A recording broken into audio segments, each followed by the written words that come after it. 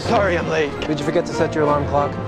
Hello everyone and welcome back to My Nerdy Home. My name is Steph Anie. Thank you so much for watching this video. I went and saw The Batman last night at a fan first premiere and I gotta tell you, I really enjoyed it. Now this review is going to be a spoiler-free review. I'm not going to give away any plot points or anything like that about the movie other than things that we've already seen in the trailer. My initial thoughts on this film is it's really good. I enjoyed it. I enjoyed myself. It is a 3-hour film that does not feel 3 hours long. And it is also a huge departure from superhero films that we've already seen and gotten. Now, we do know, and we were told that Matt Reeves was going for a noir film with a Zodiac killer twist, and that's exactly what we got. If you wanted to watch a Batman film, this movie has 95% Batman in it. In fact, Robert Pattinson rarely takes off the cowl in this film, and that's something that I actually really appreciate. He's rarely Bruce Wayne in this film. When he is Bruce Wayne, there are some things that I don't particularly like about his Bruce Wayne. However, he is still growing as a character, and I will give him that room to grow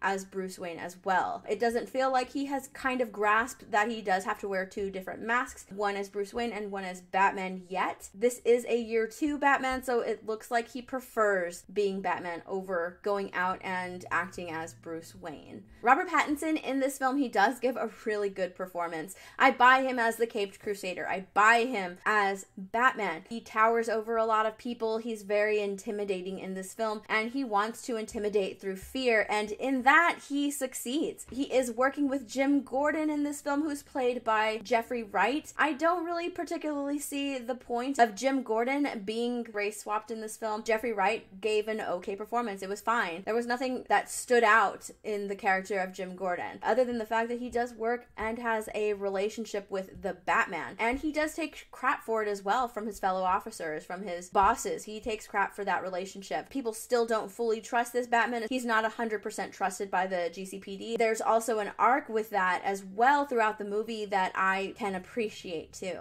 Gotham in this film is its own character. Gotham is disgustingly amazing. I love the feel of Gotham, the feel of why would anybody want to live there? Batman, I'm sorry, but you're fighting a losing battle. Gotham has always felt grimy, seedy, disgusting. This film truly delivers that atmosphere of Gotham. The bulk of this movie takes place at night, and the way they capture that in this film with the cinematography is phenomenal. I love the feel and the look of Gotham City in this film. Let's talk about Zoe Kravitz. Zoe Kravitz, Catwoman. I like the practicality of her outfit. A lot of people didn't like the look of Catwoman. I didn't mind it. It's something that she really just slips on when she has to sort of disguise herself, and there's reasons behind her doing that as well. She's not fully developed as Catwoman yet, so there's a reason that she's actually putting on the outfit that she's putting on and doing what she's doing in this film. She's not fully realized as Catwoman yet, and I don't mind that at all. Again, this is a year 2 Batman. I like that his villains in this film aren't fully realized yet, and that goes for Catwoman as well. Zoe Kravitz and Robert Pattinson's relationship in this film is not necessarily the thing that they were promoting in the trailer, the bat and the cat. I really like where they're taking that relationship and how they kind of use each other in this film. I really like that. Let's talk about some of the criminal elements of Gotham. I really like John Turturro as Carmine Falcone. He feels like a real-life Carmine Falcone, and he gives us a really good performance as that character. The character that really hit it out of the park for me as far as the villains in this film was Colin Farrell. Dude, his Penguin is really good. I like the fact that Colin Farrell completely immersed himself in this character. It didn't start off as good-looking Colin Farrell and then he gets disfigured and becomes the Penguin. No, he's the Penguin. I really dug his performance. I love that character. It's the standout character for me as far as the villains go, which is saying something because we are about to talk about the Riddler. Now, the Riddler is the character that I feel like they took extreme liberties with. Again, when talking about this film, Matt Reeves describes the Riddler as sort of a Zodiac killer. That's exactly what we're getting. I don't like the look of the Riddler. I can see where the costume choices came from because we are dealing with a serial killer Riddler and he doesn't want to leave any like clues, any DNA, nothing like that behind. And it looks really creepy, especially when we first see him commit his first crime. It looks really creepy, but I just don't like the look of it. Paul Dano as the Riddler is really good. I enjoyed Paul Dano as the Riddler. I just don't like the look of it. They took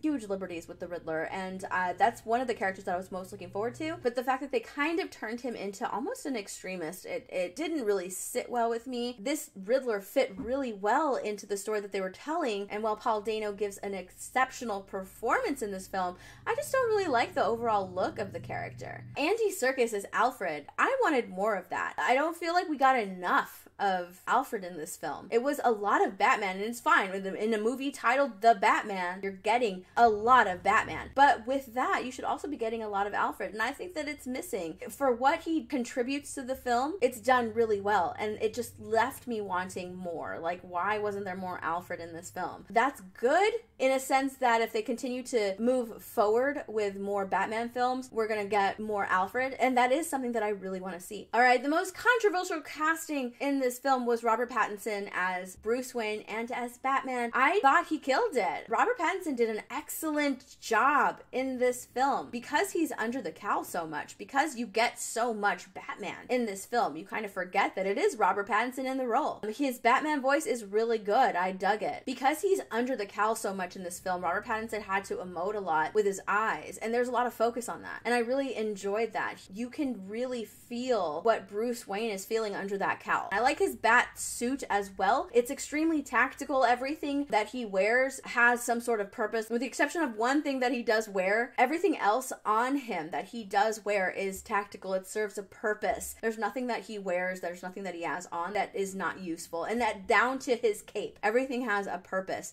At times he is failing. At times he's in trouble. One of those instances is him being shot at a lot. He's not superhuman in this film. You see the effects of him being shot at so many times, and while it is visually stunning when all of that is happening, it's not something that just happens and then he moves on. Overall, I would give this film an 8 out of 10. There are some things that I did not like, but I can't get into it without saying spoilers, so I'll save that for later. This is a solid film. I loved it. It's a 3-hour film that does not feel 3 hours long. I think that the story is good, the pacing is great, the score is excellent, and all of the actors really brought their A game with this film. I enjoyed it. So are you guys going to see The Batman? I would really love to know in those comments below. What did you think of it if you have already seen it? Again, let me know in those comments down below, and I will see you in my next video. Bye, everyone. So I really hope you guys enjoyed watching. Please come and say hi to me on Instagram and Twitter and all of my other social medias. I also want to give a huge shout out to my patrons, my Harlequins, Dark Knights, Red Hood Outlaws, and my Jokers, as well as my Rogue Gallery channel members. I appreciate your patronage and your memberships so much. If you're new to my channel, I hope you'll consider subscribing and let me know in those comments down below what kind of videos you'd like to see in the future. Okay, I'll see you guys next time. Bye everyone.